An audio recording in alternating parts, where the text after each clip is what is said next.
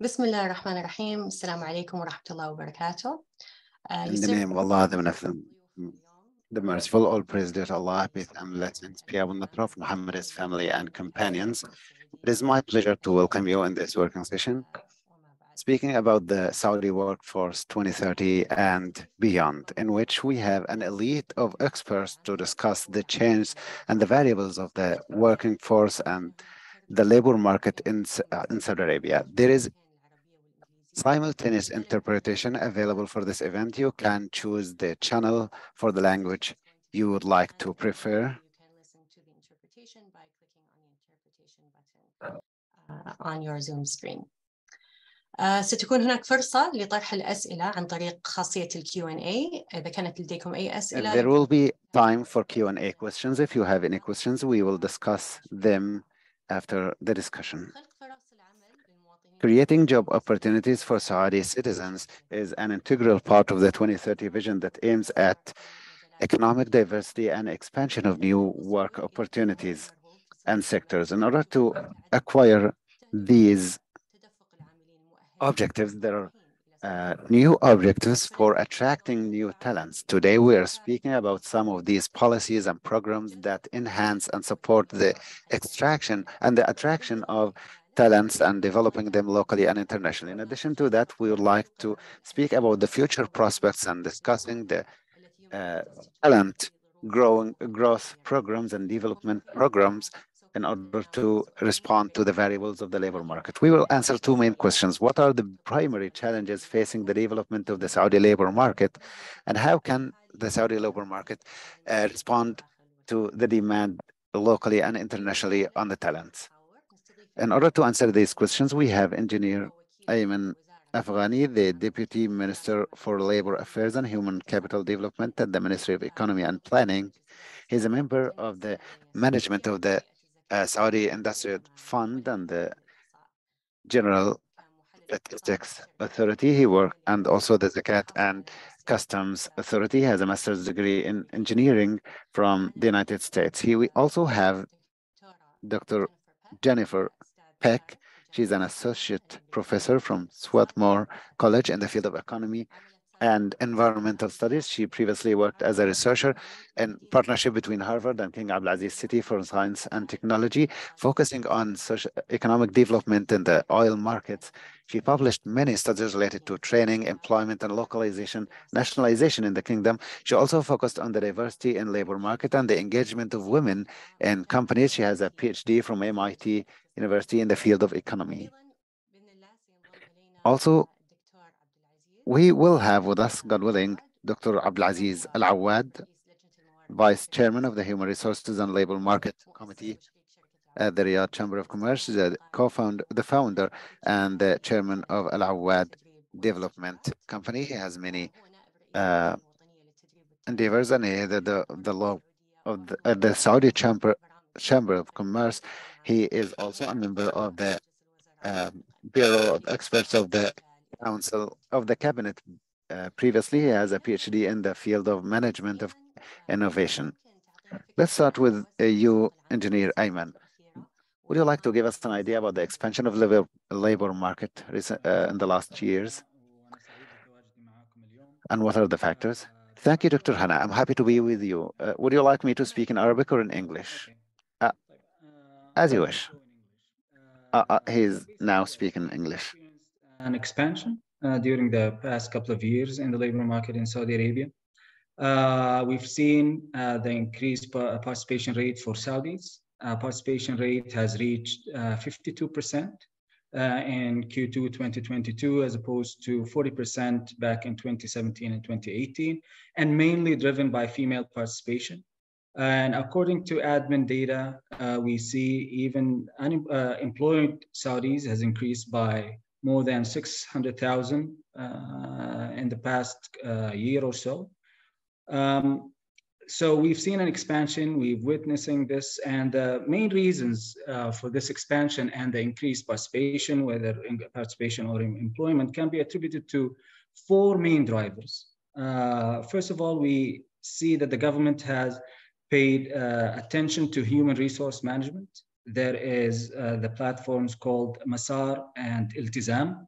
These are platforms that the government has launched to manage the human resources within the economy and within the public sector specifically. We've also seen some job search platforms that were implemented, such as Jadara, for example. So every job seeker can go to that platform and apply for a job, and he has the opportunity to state his needs, wants, and his skills and education level. So it is a platform that we think has contributed significantly to the employment in the past year.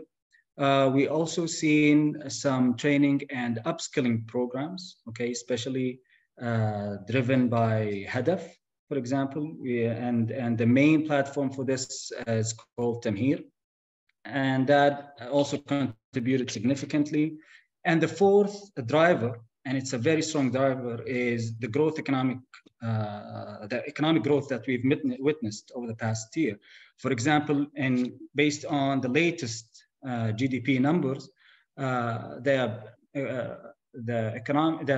kingdom's economic and economy grew by 12% in constant terms. That is an amazing growth rate in that period, in this global environment that we're witnessing. I mean, we see a lot of rich economies slowing down in growth, but here in the kingdom, we've seen a lot of growth drivers, whether if it's oil sector or non-oil sector. Things are looking very healthy.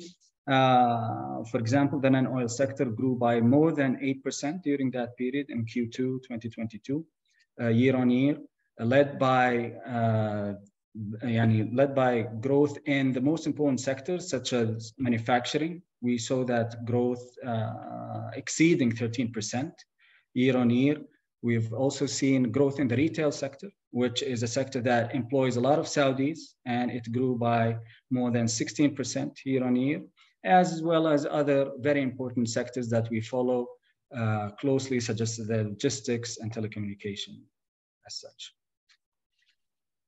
Shukran, that's very interesting. Thank you. And so basically compared to 2021, the participation rate, employment to population ratio, and unemployment also improvements in addition to this economic growth in Q1 2022. In fact, actually in Q2 of 2022, the Saudi unemployment rate was down 9.7%. So what are some of the key factors that have led to this improvement in addition to the economic growth? Dr. Jennifer, if you wanted to answer that question. Yeah, so of course, we've seen this huge increase in Saudi employment in the private sector, and the increase in women's employment, as the Deputy Minister said, has been particularly staggering, right? So you've seen female labor force participation increase from in 2000, the year 2000, it was something like 10%, up to 30% in 2020, and now it's even over a third participation, which is just really, really remarkable, especially in such a short time.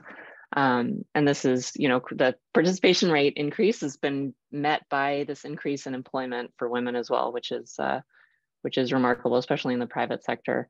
And a huge part, I've always found this interesting, a huge part of the growth in women's employment has been among women with a high school education. So sort of women in this segment of the labor market, which was by far the group with the largest gains since 2011.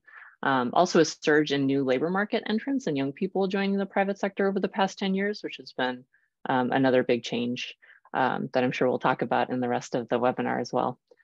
I also want to make this distinction, when for someone to have a job, you need the person and the job, right? And so a lot of the growth that we've seen has been on the supply side. So Saudis now consider the private sector a more viable career path, and the government has, of course, played a huge agenda setting role as well in terms of the vision and in terms of all of the regulations and support that the Deputy Minister pointed out.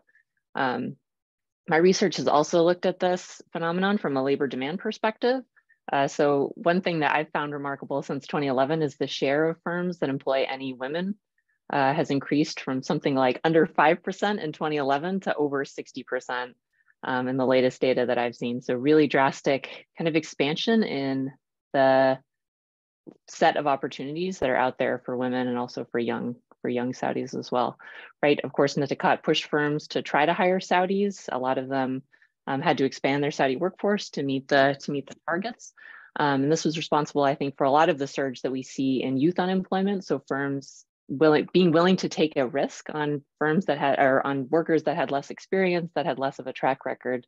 But this also allowed young Saudis to build their portfolio, to build their skills and their human capital in a really meaningful way, and then sort of take those skills onto careers at other firms, perhaps in the private sector.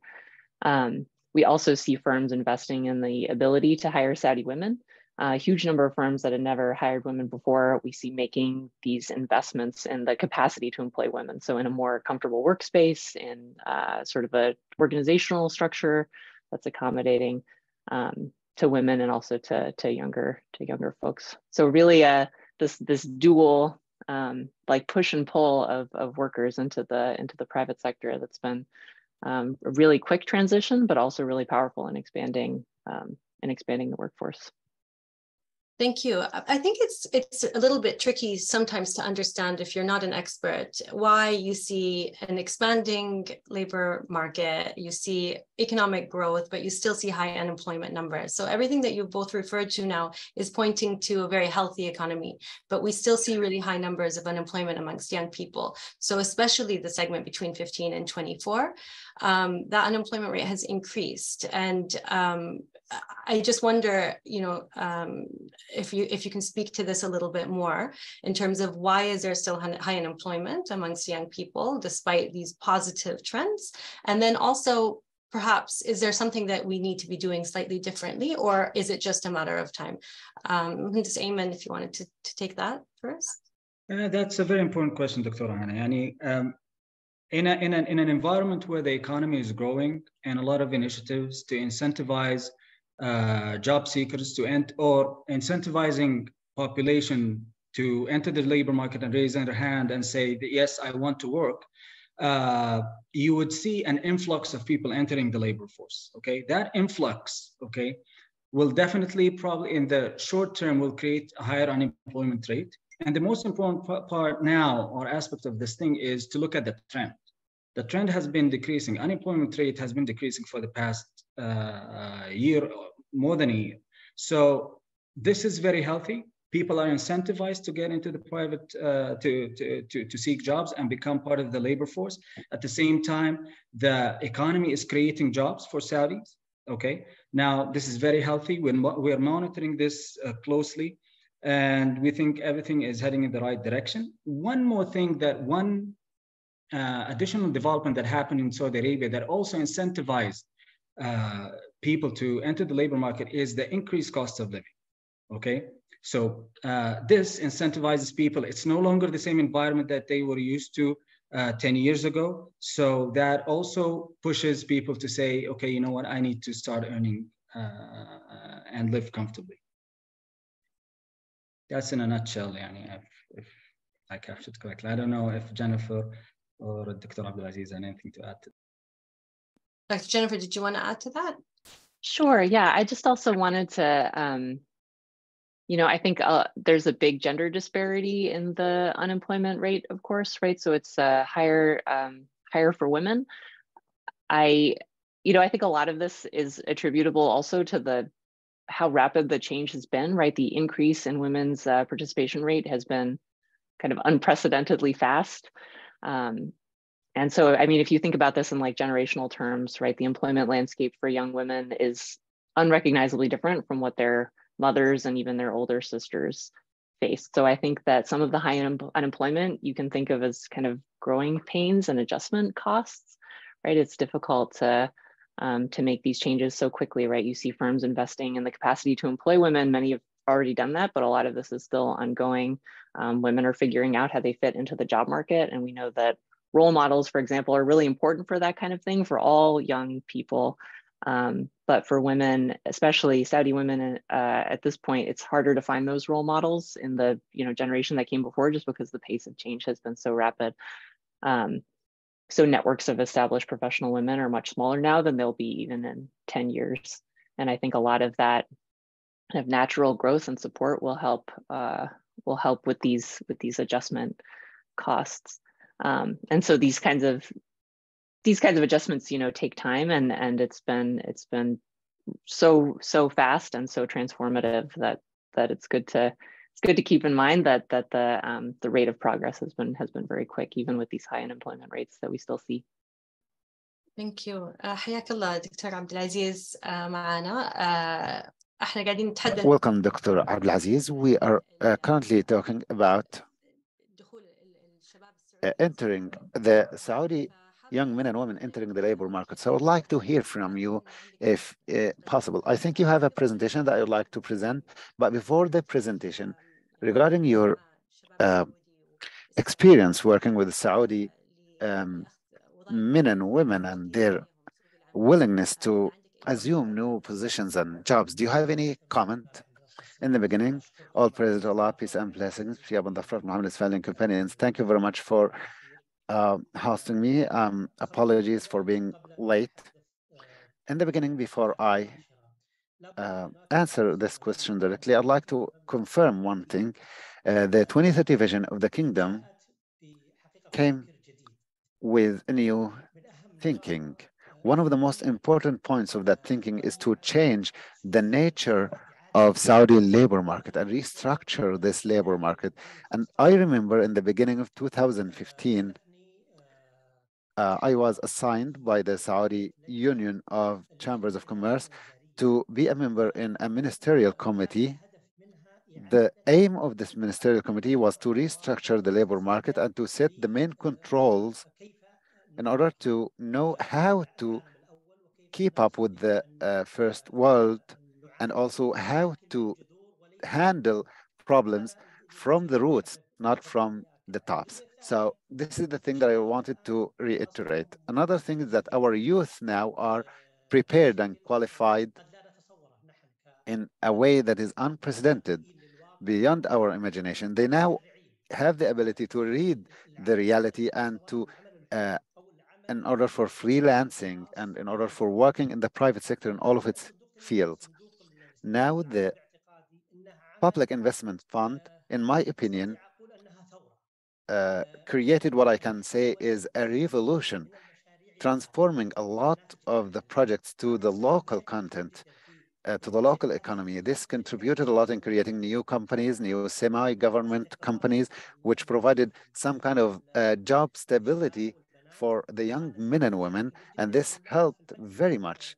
If you notice in the next presentation that I'm going to present, in 2018, the number of job enrolled were 3 million Saudi young men and women. In 2022, about 3,600,000. So it is in 4 years, it is including 2 coronavirus or COVID-19 years. So this is a huge transition. If you would like to present, you can share your presentation on the screen.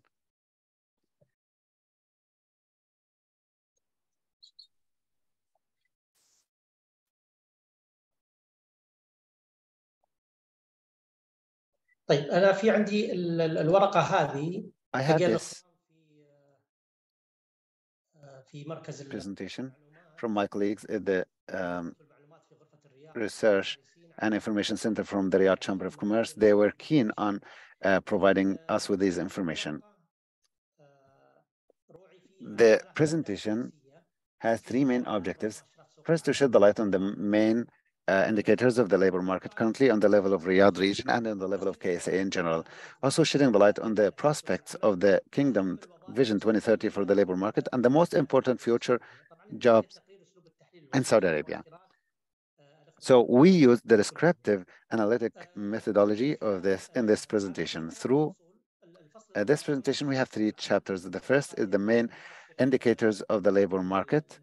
And I think that the most important indicator is the ratio or the rate of the participation of Saudis, male and females, which is about 51.8%, which is increased by 1.7% compared to the fourth quarter of 2022. The other indicator is the Saudi unemployment, which is 15 years and more, which is 9.7%.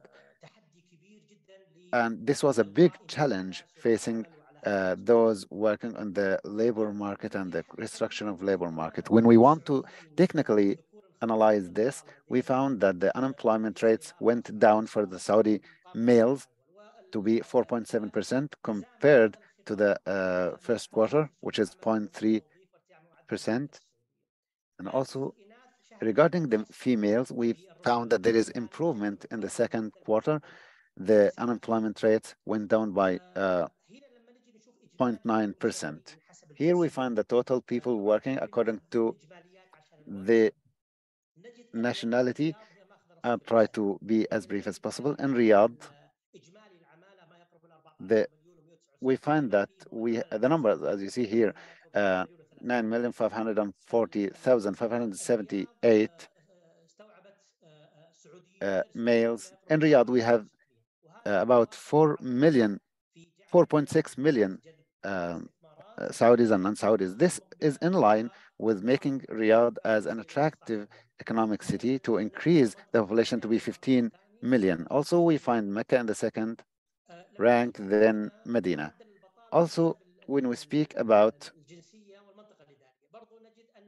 we find also that Riyadh is considered, the unemployment rate is considered in the logical rates, but in some of the regions it's very high. So I think legislators and decision makers need to take care of that and to be attentive to that, especially in distribution of the visions projects. Also, when we speak about the kingdom's performance in terms of workforce, as I see here, unemployment was 12.7%. Now it's 9.7%, and we are targeting to reach 7%.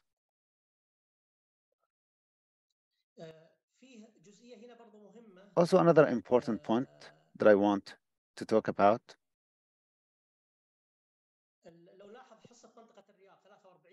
Regarding Riyadh region, we have 43% of employment and operation. In Mecca region, it's 20%. In the Eastern province, it's 17.5%. Regarding the structure of workforce in Saudi labor market, we found that the national workforce is about 34%. 66% of the total workforce is non-Saudi. But we have something important here. Most of the foreign workers are domestic workers. So the participation of Saudi workforce is somewhat very good. And in the next years, we have higher targets.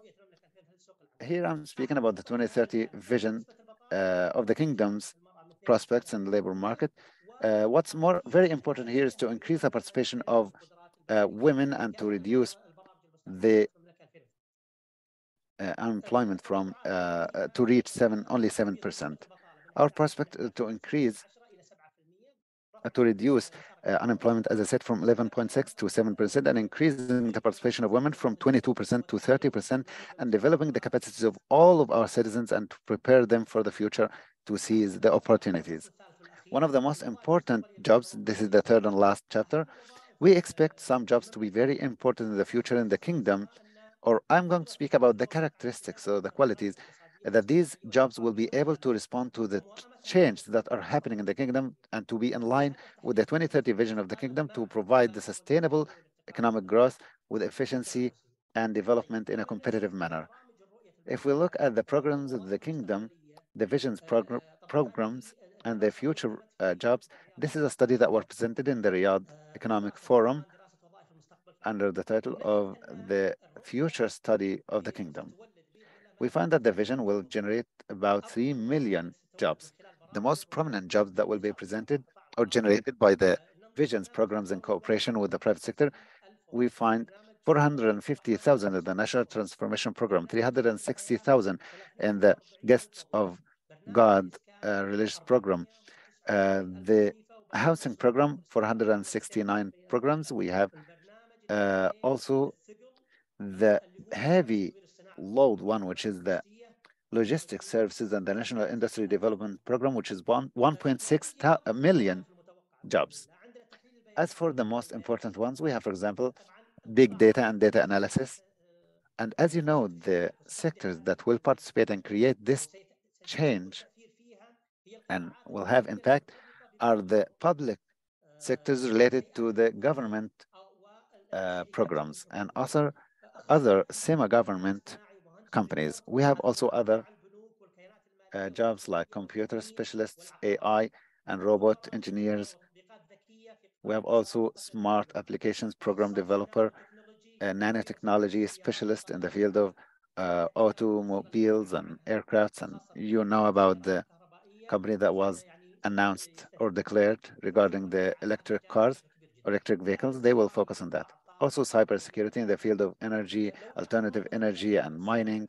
Also, we notice here the Public Investment Fund distributes jobs, the 120,000 direct jobs, 260,000 indirect ones, and 9,000 indirect, 11,000 for the localization and other distributions.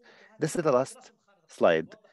We recommend that all related agencies should create their own roadmap to study the future jobs according to the 2030 vision requirements. And we need to deal with the current and future laws and regulations in order to create even new laws to guarantee the rights of employees. As for the salaries protection programs, this is a very important program that takes care of that, creating more competitiveness, but the ministry as well created some other new options for working remotely or teleworking or freelancing. So these will also need new legislations and laws that will help control the market and the jobs and the new types of work. Another important point is to create new research centers for AI because it's the future. We need capabilities to focus on that. Also, focusing training and education on the qualities of graduates. Another important point related to the Ministry of Education, I think that the current educational system that we have currently was established after or within the revolution, with the Industrial Revolution. So it was related to specific needs at that time. Now we're speaking about the Internet of Things, the AI, so we need to make our curriculums aligned with these new demands and requirements. Also taking care of the geographical distribution of employees and the demographics of our citizens. Also taking care of a very important point, which is focusing on Riyadh. And this is important, but sometimes we may neglect some other regions. This will create a future problem. We need to take care of that. This is what I wanted to present today. If you have any questions, I'm ready. Thank you very much. Thank you very much. You have given us a very good view of the current situation and the future jobs. I want to ask you about the last slide that you have presented regarding the future jobs and the requirements that you talked about. Of course, there are skills that are already existing. Saudi young men and women are equipped. They have, a lot of them have studied abroad. They have the certificates. So do you think that they are equipped for these future qualities that you talked about, these future jobs? Or is there any challenges that they are facing? Yes, there are challenges, but I'm sure, as you said, that a scholarships program were very impressive in terms of outcomes. It helped us achieve some quantum leaps towards the future. But we, in terms of cybersecurity and others, but we still need more skills. I had a meeting with the Minister of Human Resources a while ago, and he talked about a very important point, that there are negotiations and discussions with the Ministry of Education for closing or shutting down some of the departments that are not in line with the current and future labor market requirements.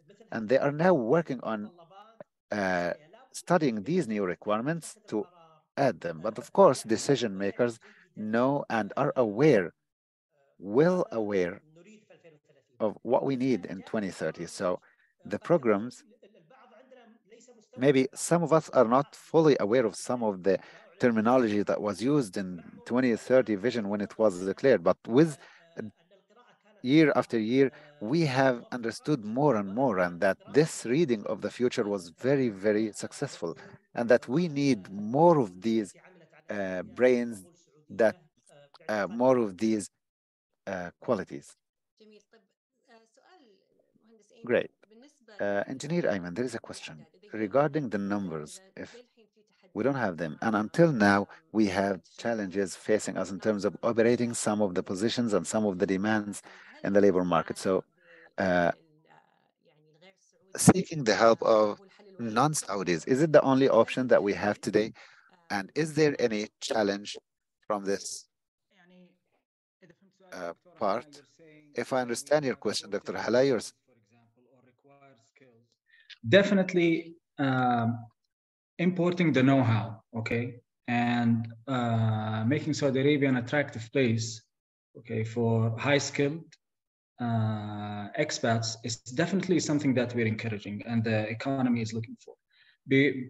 And there are positive loops here, two positive loops. First of all, getting those skilled people into the economy, that will train Saudis, okay, and will make them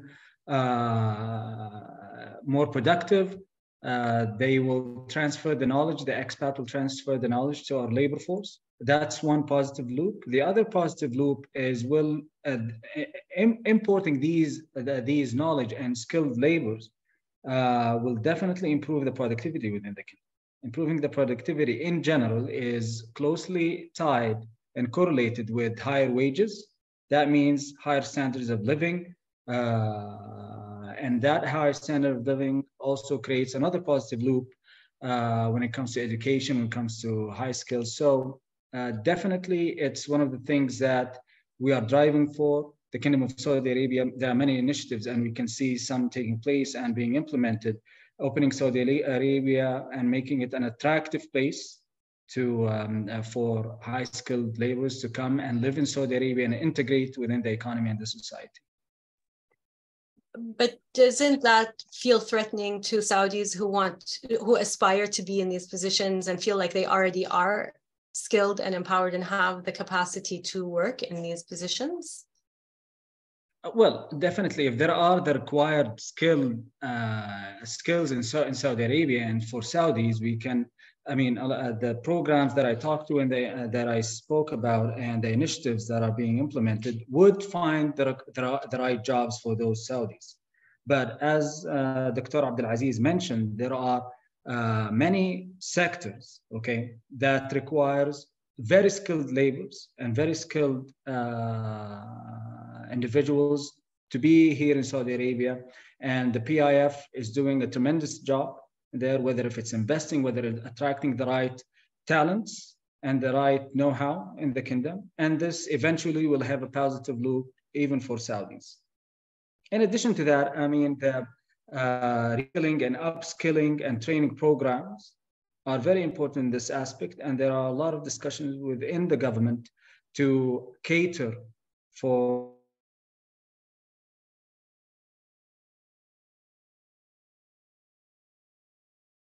I think we lost you.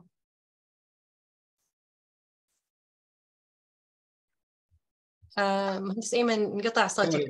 Sorry, I got disconnected. I don't know what happened. Can you hear me? Yes. Okay.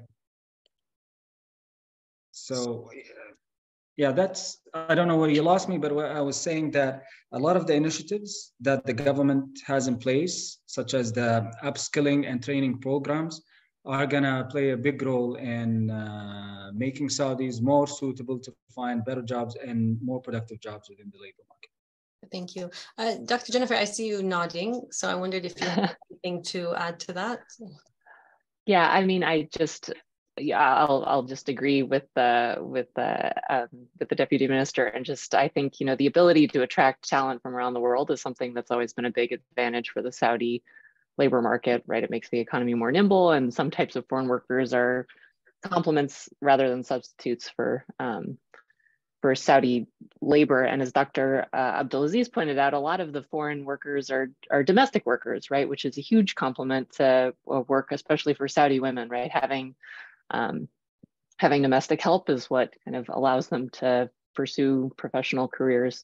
And I think that can't be that can't be discounted, right? There's a lot of these jobs that are necessary to facilitate Saudi employment. And so I think that this issue is one that we are always coming back to in the research, like what's the degree to which these foreign workers are substitutes or complements, and that's the crux of all of these discussions. And I think the complexity is that this varies job by job and even over time. So high-skilled expatriates might be necessary while a new industry is getting on its feet, but can be replaced over time by Saudis as they acquire the experience and skills to replace these foreign workers. So it's an interesting question, and the answer, I think there's not just one answer at one point in time, and even the answer for a particular job changes over time. Very interesting. دكتور عبد العزيز، أنت ذكرت إن أغلب الوظائف اللي موجودة حاليا هي بالرياض. Dr. Abdul Aziz, you mentioned that most of the jobs are currently in Riyadh, but there are other regions, the economic growth in other regions or job opportunities in other regions maybe are less, maybe less. So what is the current challenge, and what are the programs that you think are there now to deal with that challenge? هي اللي تتحدث. احنا في الاخير نحلل هذه numbers change, because at the end of the day we are analyzing numbers, and it is clear that Riyadh has about 43% of the total number of employees, and currently there is no problem with that because Riyadh is the capital. But I'm speaking about maybe after 10 or 15 or 20 years, the impacts of this, I think, in terms of services, in terms of the logistics, in terms of other things, there will be huge impacts. And we can now benefit from other countries like South Korea. When they focused on Seoul, after some period of time, they discovered that Seoul is unbearable for the citizens. So they started creating new industrial complexes outside of Seoul. So we need to benefit from other countries in order to avoid their mistakes, not to fall in the traps that they fell in. So another thing, if we want to speak about the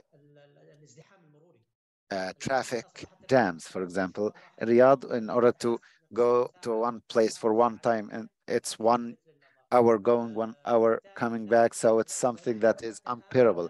And we are now even, we are not in 2024.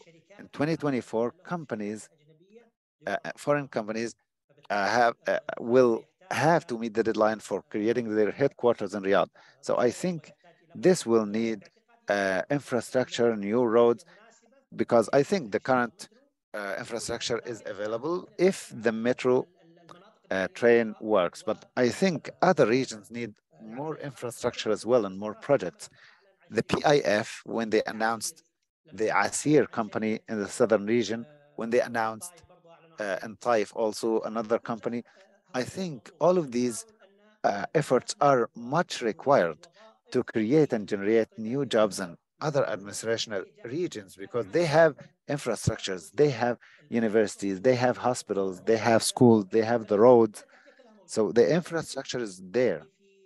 And I remember that maybe 10 years ago, I went to Al Jof region.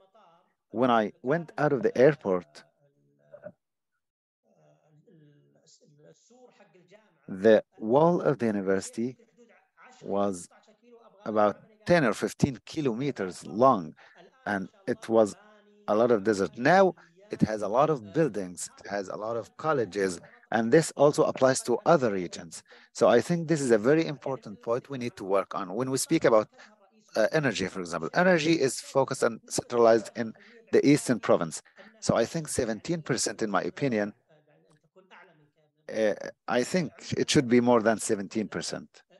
Also, Al Jof region, when the olive oil there, this is their advantage. So we need to focus. Colleges need to work to that direction. Graduates need to be focused on that direction according to the jobs that will be needed in different regions. So what I understand is that you are stating that infrastructure is very important and is there, and we need more. And also there is economic diversity that will be available in the diversity of regions according to the competitive advantage that they have. So there are a lot of studies that tackle the primary variables and variations that should be there in order for example, a specific city to be attractive or more attractive for the workforce. Dr. Jennifer mentioned that in the kingdom we have advantages in general that attract working force from abroad, and this is something that we may build upon because we need different skills and talents and experiences. Also, there are other advantages that you mentioned, like the infrastructure, the roads, transportation infrastructure. There is another study that speaks about um, parks and green areas. Also, other studies speak about the tourism industry and tourism sector. So what are the advantages that we have currently, and what are the things that we need to develop in all of the regions of the kingdom to make sure, first, that we have the hybrid of Saudi and non-Saudi workforce is balanced, and also to ensure that there is an opportunity for economic growth in a positive manner and that it will be sustained and continue. The humanization of cities and smart cities, if we could merge these two aspects on the ground, we will be very successful. If we walk in Riyadh now, we will find very clear that there are walking areas now more than before. You can now walk in the districts, in the neighborhoods. You can walk, you can spend like 30 minutes or 1 hour walking. This wasn't there before. It wasn't like that before. So I think these are the humanization of cities. As for smart cities, we mean by to be able to complete our works, to finish our works. If we refer to the 3 summits that we had last week, a lot of the agencies, in order to avoid traffic jams, they urged their employees to work from home. And our infrastructure enabled the employees to do so because of the summits that we have in Riyadh. This did not negatively impact our businesses because many of our infrastructure are very, very good. Many advanced countries do not have even these same capabilities that we have. On the other hand, we need to take in consideration that the future population size will increase. So if you want to attract investments, this means Saudi and non-Saudi human resources will be living here. This will have impacts, in my opinion, that will cause problems if we don't plan from now. We need to plan from now the distribution of regions. We don't want to focus too much on Riyadh.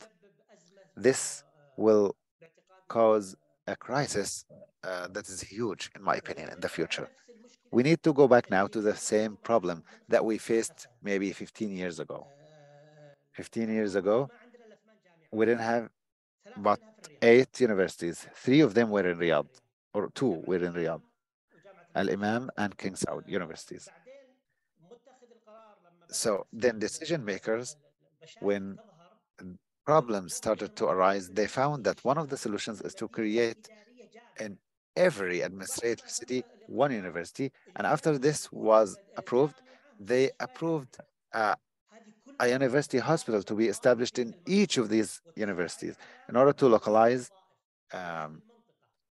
jobs there and to import jobs for the create jobs for the regions and cities populations. I visited some of the regions. Some of these regions, and this is an important point that I want to add, and apologies for taking a long time, but some of the legislators do not take in consideration the differences between different administrative regions.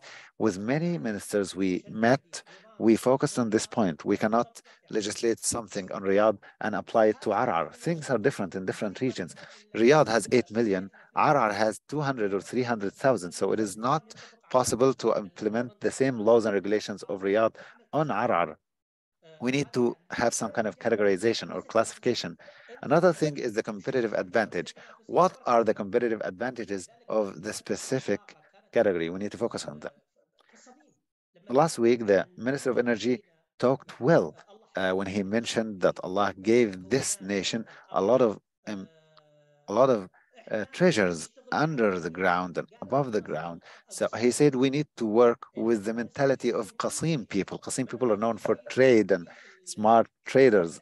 They are smart traders. So imagine that we sold oil with $100 or $50, but they sell us iPhone with maybe $1,000, which is made of the derivatives of the oil. So if we work on the transformative manufacturing and industries, we will be very, very positive on our economy.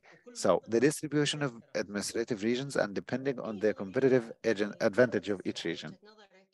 There is a theory that talks about this, and that theory says that centralization of industry or economy in one city is better. There is a theory that says that centralization is better to attract all the know-how, all the experiences, and develop all of the resources to be all of them centralized and focused more for a specific period of time in one region. So, Engineer Ayman, Dr. Jennifer, do you have any comment on that? We have now two different points of view.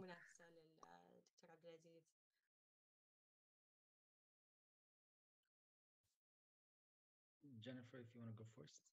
Jennifer, if you want to go first. Would you like me? I can repeat it in English. I was just saying that there's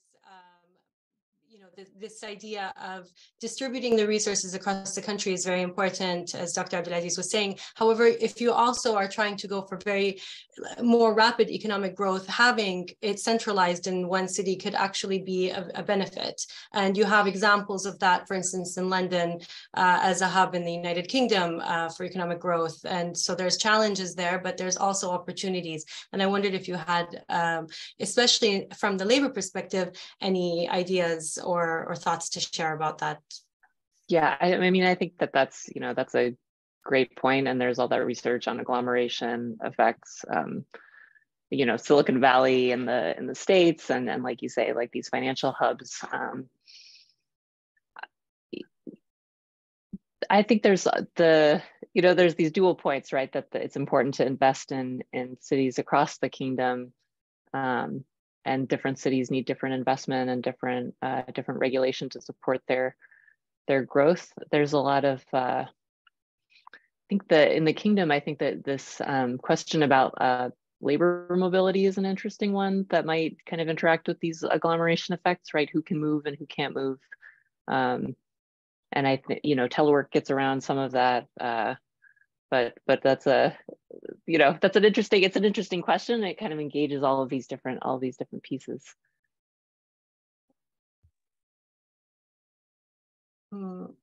I think the point about the telework is really interesting and actually very important, because I think that there's a movement in that direction really to enable people across the kingdom. So if you look at some of the new Ministry of Human Resources and Social Development policies implementing kind of distance work, support for people who are working from home to set up their home offices, things like this have recently been announced as well.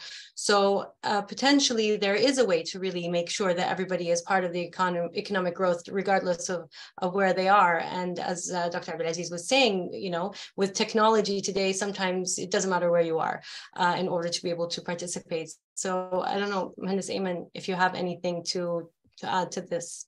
I think there, as Jennifer and Dr. Abdulaziz said, there are two schools of thoughts. I think in the kingdom, we're taking this balanced approach. Okay, so we see a lot of investments, as Dr. Abdulaziz said, here in Riyadh. At the same time, we see other investments in historical cities. We see investments in Al-Ula. We see investments, major investments in Jeddah and Al-Medina. These are investments that are catered for that city or that region. So we see this kind of capitalizing on the competitive advantage of the regions and cities. That's one. If we look at the vision realization programs that Dr. Abdulaziz showed us, if we look at the biggest program, NIDLIB, okay, a lot of the investments are going to happen in industrial cities, Jubail, Yumbu, ports, in Jeddah for the logistics aspects. So I think the Kingdom of Saudi Arabia, we're seeing this balanced approach. We see that, yes, there are major investments in certain cities, but at the same time, we're not neglecting other regions. Okay, we're playing and capitalizing on the competitive advantage. At the same time, we see a whole vision realization program dedicating to the quality of life. Dr. Abdulaziz, you mentioned Ansanat al-Mudun. The quality of life is not concentrated in Riyadh. There are a lot of initiatives. Actually, I would say most of the initiatives are outside of Riyadh. So, but things happen gradually. The vision started 6 years ago. Okay, such transformation will take a long time and will remain with us. I mean, whether inshallah we're going to reach the objectives by 2030, but the continuation of this transformation and its effect is going to just continue forever. That's in a nutshell. No, I think that's really interesting and very important to mention that there is not necessarily focusing on one area is going to have a negative effect, and that it is a process that we're going through. And I think I'd like to pivot a little bit and ask more about, again, kind of focusing in on labor specifically when we are talking about kind of diversifying the economy, investing in different regions based on their competitive advantage. When we're thinking about job opportunities, there still is quite a bit of fear. And I want to bring in the gender dimension here. I think there's a lot of fear that when you're employing more women, and we're seeing this huge increase in the number of women that are entering the labor market, that you're employing less men. And I think we've mentioned that actually it's grown for both, but how can we help people understand kind of what it looks like when more women are entering the labor market and how that's not necessarily a threat to men's jobs? Is that to me or? Sure. No, okay. Well, one of the things, as Dr. Abdulaziz mentioned, and even Jennifer, we are reforming the labor market. We're making the labor market more productive, more efficient. Okay, we are trying to equalize opportunities for females and males. Right. The main, if someone tells me this, the main response would be, we've seen a huge improvement in women participation rate over the past couple of years, few years actually, 2 or 3 years. Okay. At the same time, we haven't seen unemployment rising for males, for example. Okay, if that's the case, if it's a zero-sum game, then we would see the reverse happening for male. We don't see that. I mean, that's one aspect of the thing. If we look at the wages in Saudi Arabia, we see an improvement of wages, total wages in Saudi Arabia. So that's a win-win situation for everyone who is seeking a job. So I don't think we should look at it this way. More factors of production means more opportunities, better standard of living, and a better environment to live in general. Thank you. No, I think that's very clear. There's a question from the audience on small and medium enterprises and how we can facilitate the growth of SMEs in order to facilitate economic growth.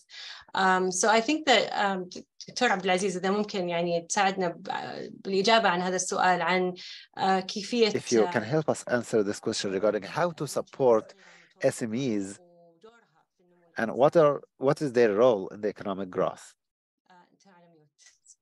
طبعا مما لا شك فيه ان المنشآت الصغيرة. Yes, there's no doubt that small and medium enterprises are the main stream for our economy and for the growth of our economy. So taking care of SMEs is taking care of generating jobs. So منشآت, I think that anyone who needs to start a business, they need to visit our colleagues in منشآت. They have a lot of effort, exerting huge efforts that are impressive. Also, numbers refer to that about 98% of our enterprises are small and medium enterprises. So big enterprises here is about slightly above 1%. I think this is not healthy, in my opinion, for our economy.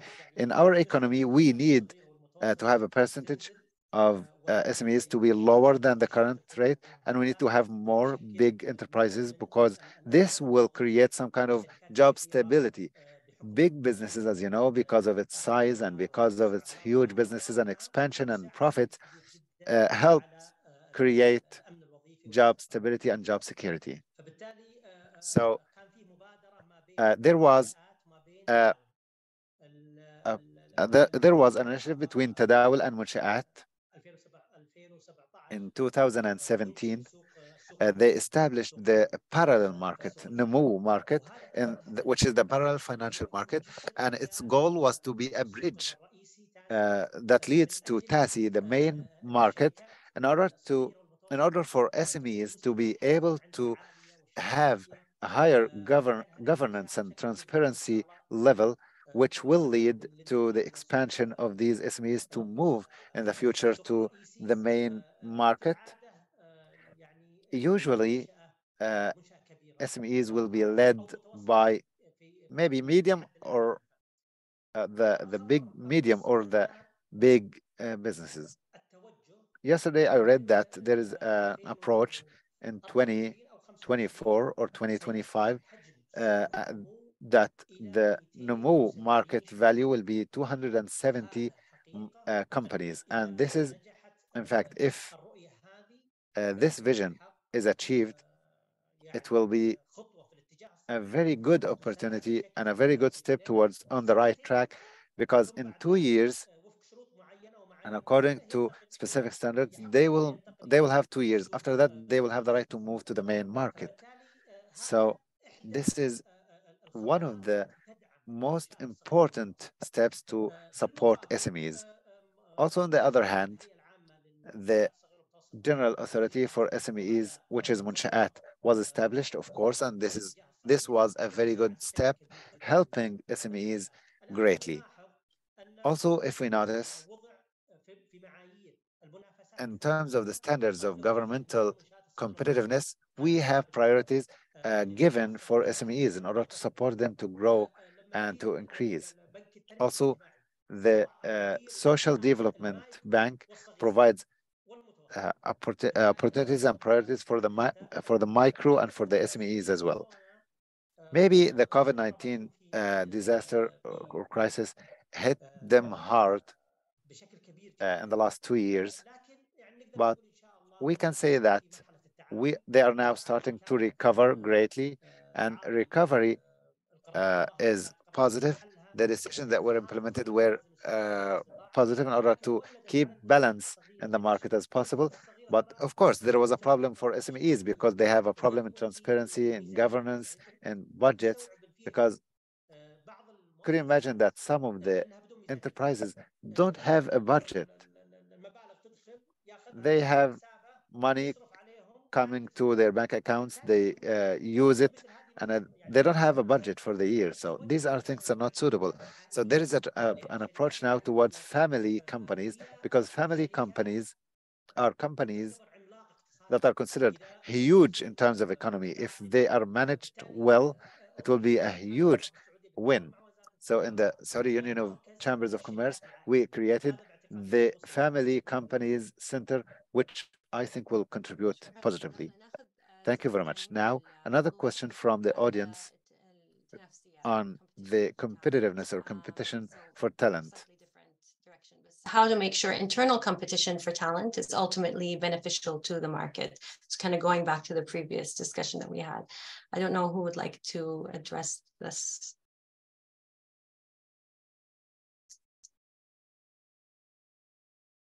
I just don't understand the question.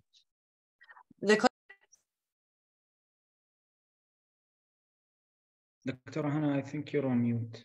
Sorry. Yes, the question is asking how internal competition for talent within the kingdom, I think in the different parts of the kingdom, so kind of what we were discussing before, can ultimately be beneficial to the market. Can it maybe increase overall skills, competition, and how can it be healthy and beneficial, I think is the question. Okay, I'll take a first stab at this. There are different levels of this competition, if I understand the question correctly. There are competition within the private sector. So we're talking about big firms versus SMEs. That's one type of competition. And then there's the competition between the private and public sector, okay? And its attractiveness versus the attractiveness of the private sector. These are two very important dimensions that we need to look at. And the government, let's talk about the first aspect of competition between the big firms, established firms, and SMEs. One of the major concerns in joining an SME firm, small and medium enterprise for a Saudi, is the stability of the job, the training that this Saudi gets when he joins this firm or small enterprise or medium enterprise. So the government has stepped in, trying to reduce this cost and to reduce this barrier. So as we talked earlier about some of the upskilling and skilling programs that the government gives for job seekers, that's one. There are also, this is a natural competition that happens and it's healthy. We shouldn't look at it as something that we need to fix. There is no problem to fix. So it's just we need to reduce the barriers, make it easy for jobs to start businesses and close businesses. So, and make the labor market more efficient, flexible, productive. So I think these are things that the government is looking at, and we always keep track of things. Now comes the other level of competition between the public sector and the private sector.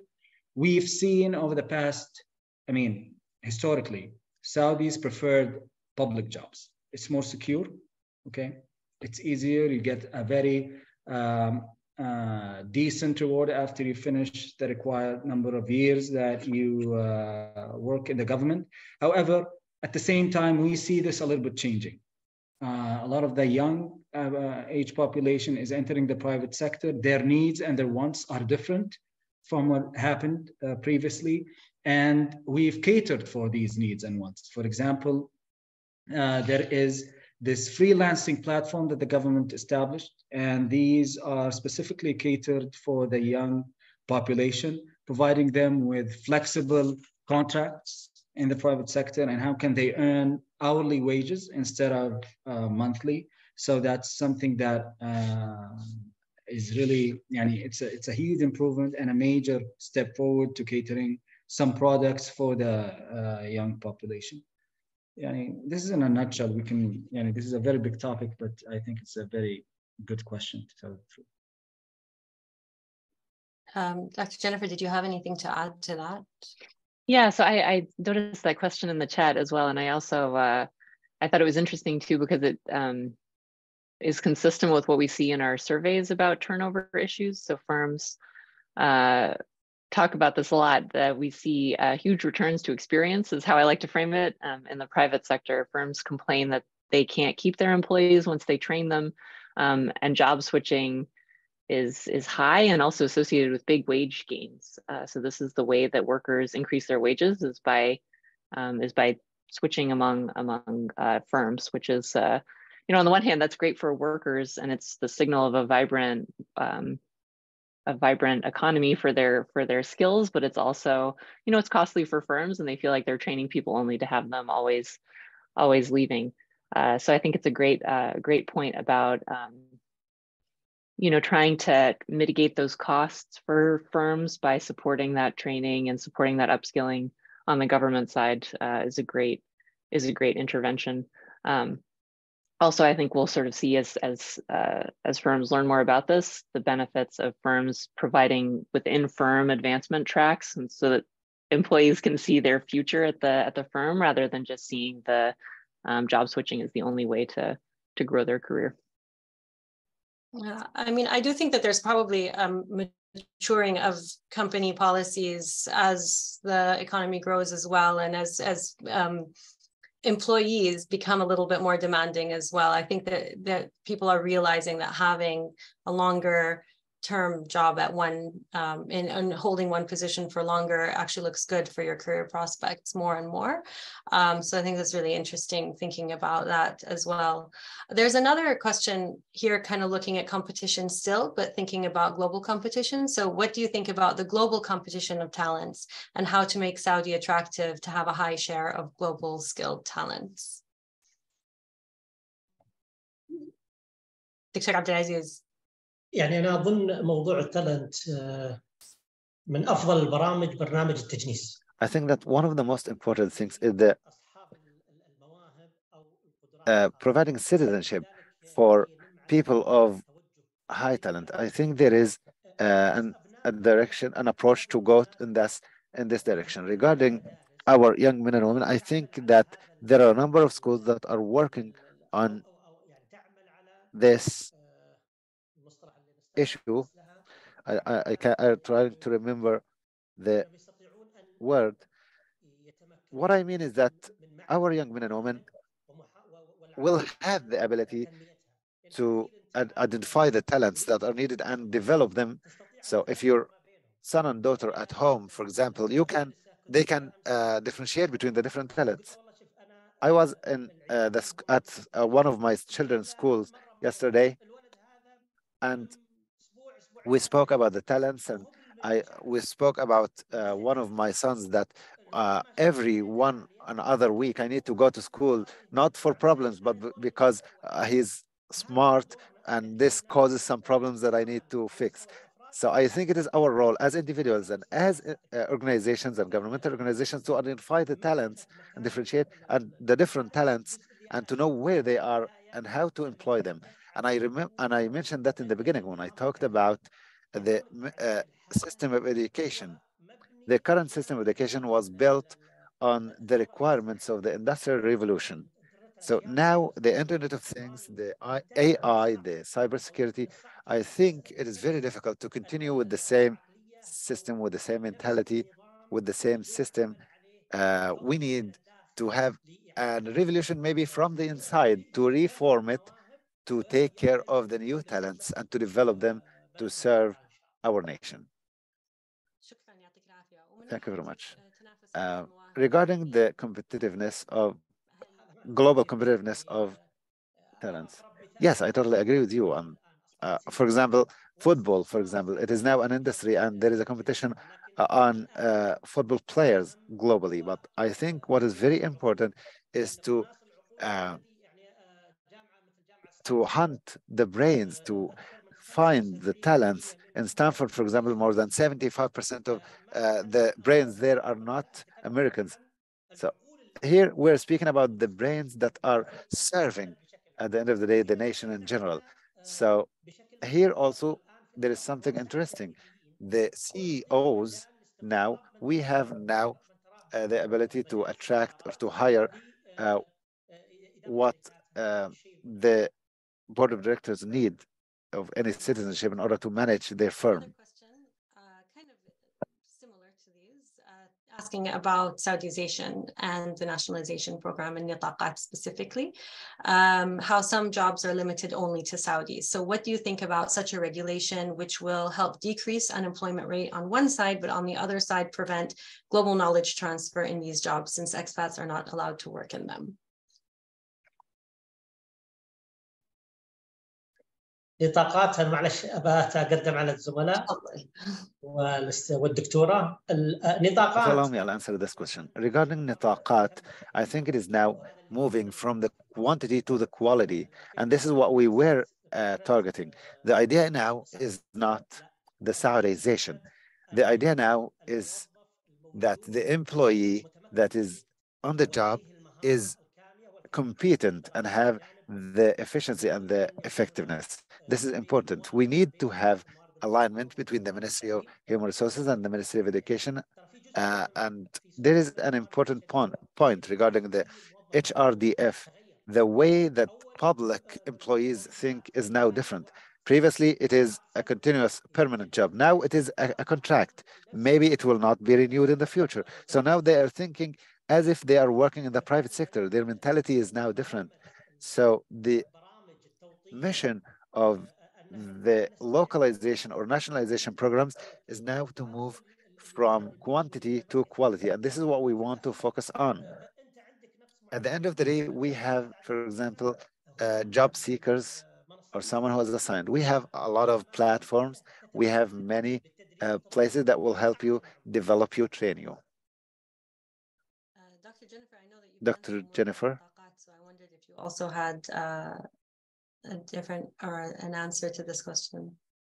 Yeah, I think so that's a great thing to point out, right? That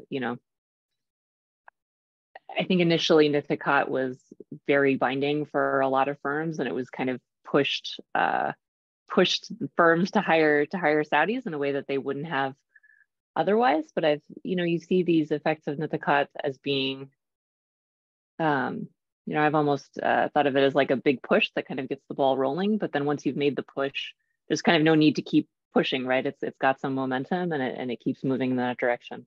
So I think ideally, when we were looking at this back at the very beginning in 2011, like the hope was that that there would be this push, but then like in 10 years, these Nithicat quotas would not even be relevant anymore because firms would organically kind of want to hire more Saudis than would even be required by the quota. And we see that in some cases, right? So firms have, developed this appetite to hire younger workers, to hire women, and that's evolved independently of the quotas. So that's maybe a little bit of wishful thinking, but it is something that we also see supported in some of the data from some of these firms. That's interesting that you bring in kind of firms wanting to hire younger people, hire more women. There's another question in the audience, from the audience, that's saying that basically if we're looking to hire more women or more young people, it says young people specifically, but I think you can put women into this basket as well. Then does that mean we're not hiring for capabilities and skills, and we're hiring for meeting certain quotas? دكتور عبد العزيز، هو السؤال موجه لك، بس بخلي دكتورة جينيفر تجاوب عليه وبعدين if you want to answer. Ms. Jennifer, if you want to answer first. Ms. Jennifer, if you'd like to answer first. Sorry, I know you're talking with the interview. Sure, I'm going back and forth.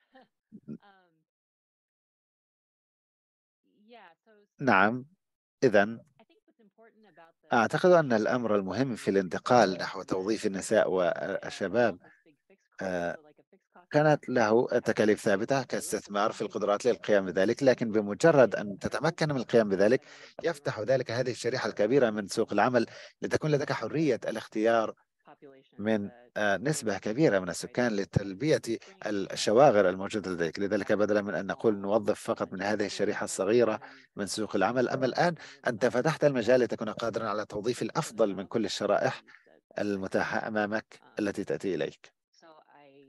لذلك نعم، ربما لا because you're constrained in this way. I see it as the opposite, really, that you've made this investment in being able to hire really the best person. And there's been great research from the US workforce too about how a diverse workforce improves the allocation of talent. So there's this paper that attributed like up to 40% of productivity growth in the United States from 1960 to 2010 to this improved allocation of talent by opening jobs that had been closed to women and to Black men, to sort of the whole pool of the labor force. So I think it can be this real engine for growth when you make these fixed cost investments rather than a constraining factor. إذا عندك مداخلة دكتور عبد العزيز، السؤال كان لو توجه. Dr. Abdul Aziz, if you have an intervention, we are speaking about employment of women and young men and women, and also if it's going to be only for the quota and not for the capabilities. I think the market is now it is not left totally for the employers. Now, as I said, the labor market in Saudi was restructured in a big way. And in the recent 5 years, we touched this change and we felt it. So now people with experience have a very important role. But on the other hand, the fresh graduates, if they have the skill, if they have the skill, there's no doubt that they will be attractive. Why? Because when we speak about a job like human resources specialist, for example, a human resources specialist, when I want to to hold the interviews, for example, I will see if they have studied the procedures. I think what they studied at the university will not be very important. Just what will be more important is how to deal with the platforms like Mudad platform, like salaries protection platforms, about or more than 10 platforms of the government. If the fresh graduate knows them well, know how to deal with them, this will be even more important than the experience, will be even more important than the certificate. This will give fresh graduates the opportunity and the priority for employment. Engineer Ayman, there is a question on unemployment. Basically, I believe there is a timed bomb in terms of unemployment. Currently, lots of jobs that Saudis took over are of basic requirements, retail, for example. And if only 22% of Saudis are studying STEM, so science, technology, education, maths-related disciplines, how can we overcome unemployment in the future? First of all, let's look at the new sectors that the economy or the government has opened recently: entertainment, tourism, some of the policies regarding the retail sector. All of these sectors are sectors that would absorb the influx of people entering the labor market. Okay. Now there are other sectors that our economy is going to capitalize on, and we look at it as sectors that would improve the productivity. These sectors, okay, are not necessarily sectors that would employment sectors. For example, manufacturing, yes, we can see and we are projecting a lot of employment in this sector, for example, but it's a sector that we should focus. The main focus of the government to this sector is improving productivity, okay, increasing our exports, okay, non-oil exports, okay. So I think, given the expansion in the economy will be able to handle the influx of people entering the labor market. Now, and regarding people spending or studying STEM scientific majors or getting into scientific majors and engineering majors, I mean, people will respond to whatever, to the opportunities, okay? And going forward, as opportunities present itself, people will be incentivized to get into these sectors. We see developments, as Dr. Abdulaziz mentioned and alluded to, okay, a lot of developments, a lot of new skills and talents are needed going forward. So people will respond to this. A lot of, one thing that we have to also understand, that university, the traditional way of getting talent or becoming skilled in a specific area, okay, is not confined to a college degree anymore. Okay, people can become experts in, for example, programming and AI, okay, through taking online courses. Some of them are even free platforms. Huh? So this is what we need to, I don't think there's going to be a problem in this, okay? We need to just focus on continuing this momentum that we've started, putting the right policies in place. Some of these policies are going to work for some period of time, as Dr. Jennifer mentioned. Nitaqat, for example, was designed for a certain period of time, and if things developed in a different direction, the government will step in and put in place the required policies or alter these policies that we have already in place. No, I think that's really interesting, and your point specifically about the kind of shifting credential space and the way people are learning is very different. And my colleague, Dr. Mark Thompson, and I at King Faisal Center have actually been doing some research on the trend amongst young Saudis specifically, and kind of their demand for alternative credentials in addition to university degrees. I think it's, at this point, it still is in addition to, but I think that means that you have a base that you can grow from. So I think that's just right. I do think that focusing on what people are studying in universities alone is a narrow focus at the moment. There's one more question that I wanted to bring in from the audience before we conclude with just kind of a final, some sentiments. The last question is looking at international talent. So we've touched on this a bit, but the question is the markets from which expat talent is expected to come to Riyadh and the Kingdom are known. So in addition to market forces, what may be attraction strategies to put in place? Okay, I'll take a stab on that. I don't know if everyone here heard of the Premium Residency Center, مركز الإقامة المميزة. Okay, السنتر هذا يعنى باستقطاب المواهب. Okay. This center is responsible for attracting talents, and the government is very much interested in providing advantages for foreign investors and investors with bright brains in the kingdom. So this is very important, and the government was not negligent of this, did not forget this. This is important. And if the question is about what are the trends of the countries that the kingdom wants to hire these talents from, we don't have any specific country. Anyone who is efficient is the government of Saudi Arabia welcomes them according to the laws and regulations that we have created in these innovative new organizations. Is there any?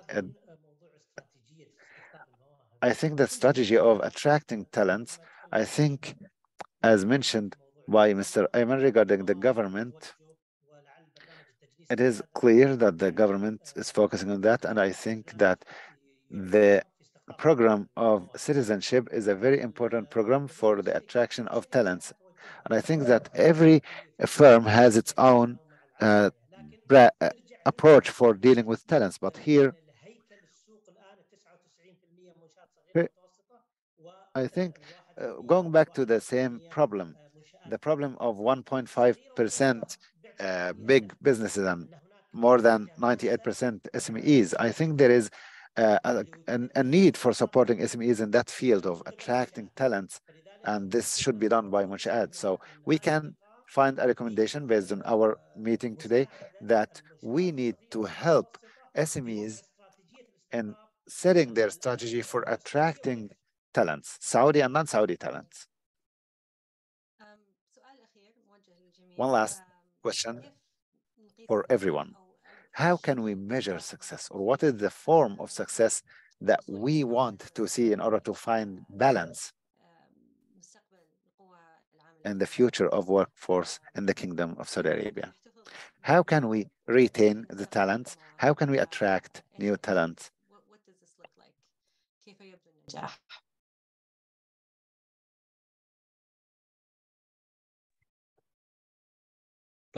I'll also take a stab on this.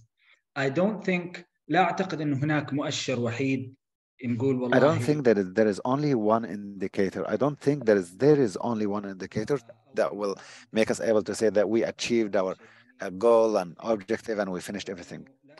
I think that we need to look at multiple indicators, and we need to understand the developments in a way that will enable us as government employees or policymakers. We need to know what is the story exactly, how the story developed.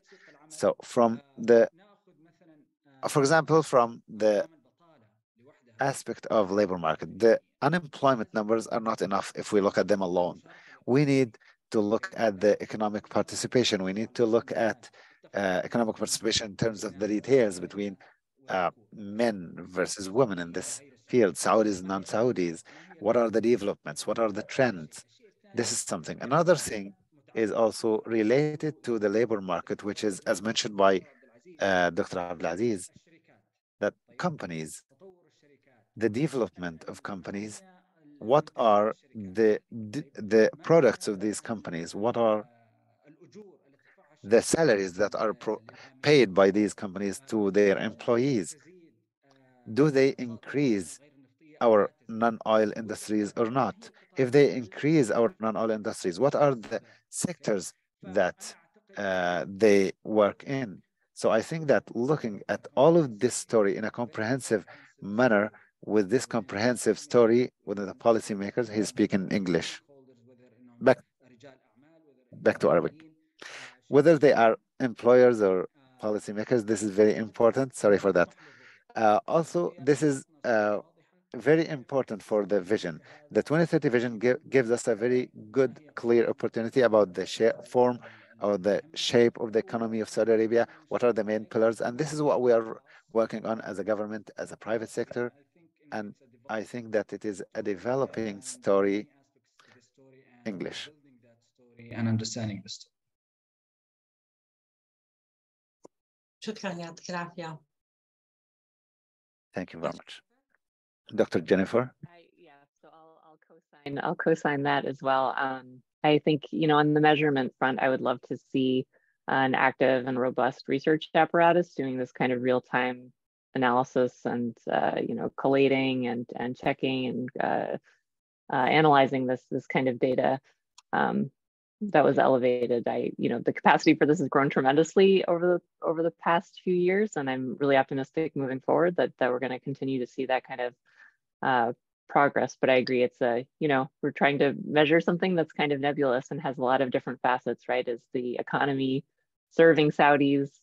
Are people's skills being put to their best use serving the country, kind of broadly construed? And that's that's a question with a lot of different dimensions, and I think really requires a lot of data to monitor the evolution of that over time, and also a lot of talent to analyze it and to stay on top of those trends. Thank you. Dr. Abdulaziz. In fact, my point of view, in order to achieve balance, I totally agree with Dr. Ayman in terms of that it's not only a matter of one indicator, but a group of indicators to give us the full picture. But there is something that is very important. We need to be aware of that. Currently, we are 9.7%, which is unemployment. This is a very important indicator for us.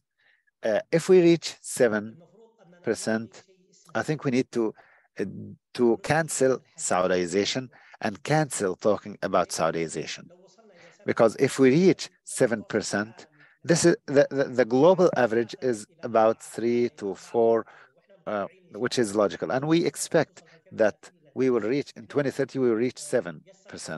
So if we are successful to reach 7% even before 2030, I expect that. I think our projects are qualitative projects. They are projects that need brains and talents.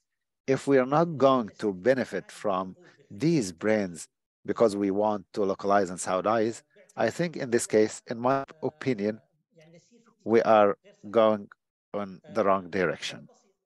For a simple reason. In football clubs, for example, there are 50% non-Saudis. 7 Saudis are allowed as global players. Now they want them 9. And we found that only 11 people play in the field. So is football more important than the companies that work in industry and create jobs? Should we limit these companies and push them too much? For example, health and medical services, no race, no blood, no color, no skin color, no religion. So it is difficult to say that I want 80% in the health sector Saudis. What if there is someone who's better than Saudis? What about education? What if we have a better teacher that is non-Saudi? So I think that is very important. And this idea we need to talk about, which is quality is better, more important than quantity. There are sectors that I'm sure we will only speak about localization and Saudization, but there is some kind of brains and thinking that I need to respect to benefit from them, because this at the end of the day will serve us, will serve our nation and our children on the long run. This is something. Another thing regarding what you mentioned a while ago, and I forgot to talk about it, which is, I'm trying to remember, maybe in another future I'll remember it. I forgot it again. Thank you very much. Unfortunately, we are running out of time. The discussion was rich, so much. Thank you very much for your participation. I'd like to thank the audience for their questions. And hopefully this is a beginning of more discussions to come on this topic.